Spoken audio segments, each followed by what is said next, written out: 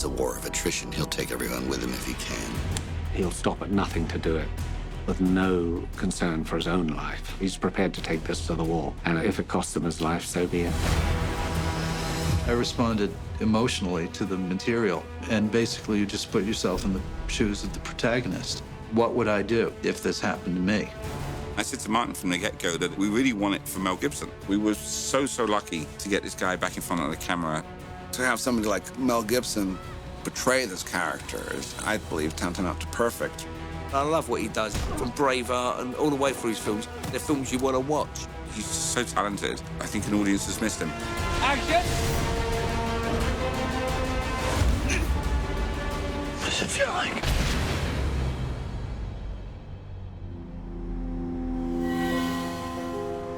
I don't think I've played a Boston detective before. Everybody else has, you know. He's just a guy who's getting by day to day. He wears pretty cheap clothes. He has a daughter. He's gone through some life changes. Hi, Dad. I'm gonna come home for a few days. I love you. Hi. Hi, how are you? We're waiting here forever. You're always early. Oh, you're starting already? Come on, let's go home. She's a young woman who, for some reason, needs to be with her father. You seeing someone? Yeah. I wish you had someone. You're my girl. She gets very sick when she comes to visit Craven, and she doesn't actually have an idea as to why she's sick. Oh my God, Dad, I gotta tell you something I should have told you! Craven!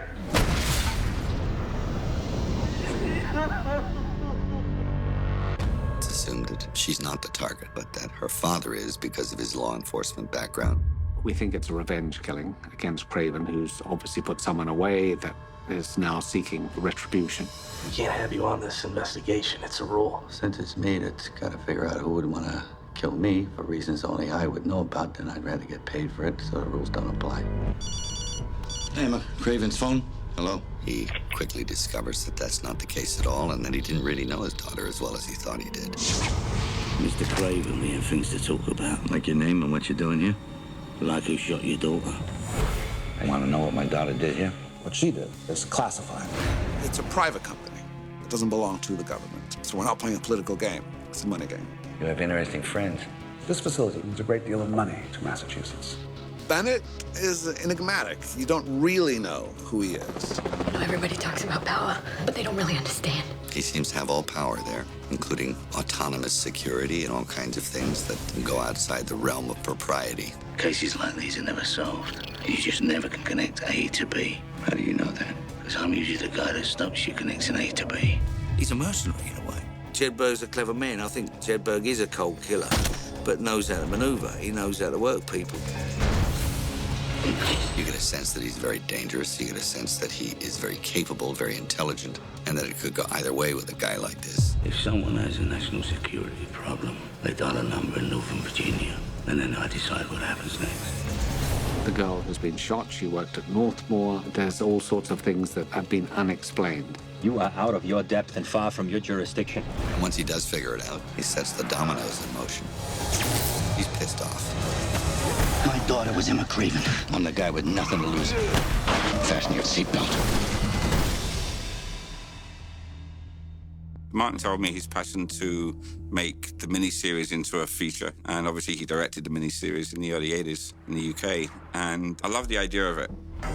We knew we had to change a lot. We could use the premise of the miniseries, and let's say the central plot, but everything else had to be updated and it had to be modern times. Our environment's very important in any world. I mean, we're entering a world here, and Boston, just the history and the walls almost talking to you there. And there's not too many places in the United States that actually have that sense. People in Boston seem to think the truth matters and will take some pains to tell it, more so than people seem to do in other parts of the country. Craven's attitude is somewhat like that, if you notice the scene where he goes after the other cop and questions why police should get more help in an investigation than the ordinary citizen. You know how we react to things like this. Officer involved. Officer involved. Well, we ought to do that for everybody, right? Well, if you want to get philosophical, I get philosophical. There's a supreme fairness and dogged determination to say something true if you're going to say anything at all. If you're not going to say something true, just put a cork in it. Public drinking is illegal in Massachusetts. Everything's illegal in Massachusetts. Billy's a fabulous writer. I worked with Bill on The Departed. You know what you're going to get with Billy. By the way, thanks for not killing me. He's got humour in there, and he's just a fine writer, you know. Welcome to hell. You just have to make sure you can intrigue an audience. You can keep them on the hook. Let's shoot it, please. Here we go. Her father's a Boston detective. The Boston police are working on the assumption that her father was the target. And what assumption are we working on? That he wasn't. For the rehearsal? Yes, please. He's a very different director to the ones I'm used to working with. Is that quick enough? Yeah, that's great. He's been around a long time. He knows the material well. Hey, right, camera. He's a good shooter. He covers things in an unorthodox manner. I've never seen anyone shoot that way. I would suggest, darling, actually just briefing. Action. He likes the action stuff. I mean, watching the Bond movies and all that. And literally, as his eyes come back, Got it. Hey, I didn't even kick. Martin has incredible energy, and he's very, very good at what he does. He knows exactly what he wants, and he gets it. He's a brilliant director. You have to trust your instincts, but you have to trust your director as well. And that's one of the main reasons I like working with Martin. Mel picks up a little bit of speed once he's getting into the rhythm. Martin is very attentive to the actors, which is great, and has a real understanding of the size of the picture, of a chase sequence, of a shootout, making it realistic, gritty, without going into the CGI world that we're now also used to. I think it's there on the page. And what Martin did so great was to bring it out of the characters. And he did that really well. And again, you've got a real pro in Mel that collaborated and helped.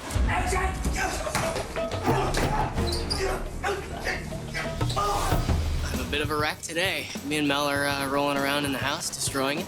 To be frank, I'm getting too old for this shit. To quote a memorable line from a film. Those are good hits on the wall. Are you okay? Yeah. Not somebody's gonna half-ass anything. He just goes 100%, and he's throwing himself into stuff, and, you know, we're breaking glasses and bottles here and there. Just cut. These cheap sets. We're just two kids having fun. You start trading pretend punches and wrestling around with a guy half your age, and yeah, it leaves you sore. But you know what? Hey, I can still do it. Got it. Yeah, I'm good. Who's my little girl? Who's my little sweetheart? I just think it's a very involving thriller, and I think Mel Gibson brings to it a kind of weight and an emotional spine to the story. He's probably the only actor that can do it as well. He's done a marvelous job in the movie. He's not only sympathetic, but I think an incredibly powerful performance from him. Don't know if I can make it. Mel has always been a quality actor and a leading man. He used that, and he'll always be that. He's just got this unpredictable quality, which you're not quite sure whether he's going to take a gun out at any moment. This isn't about police and arrest and all that nice shit. This is about me knowing what I have to know and the fact that you got to tell me. He's a phenomenon. He's a force of nature. He's Mel Gibson, and he's really, really good. It's a different performance from Mel, and it's bang on the money. And he doesn't take himself so seriously, which is quite lovely. Okay, thank you, gentlemen. Shooting now. All of you!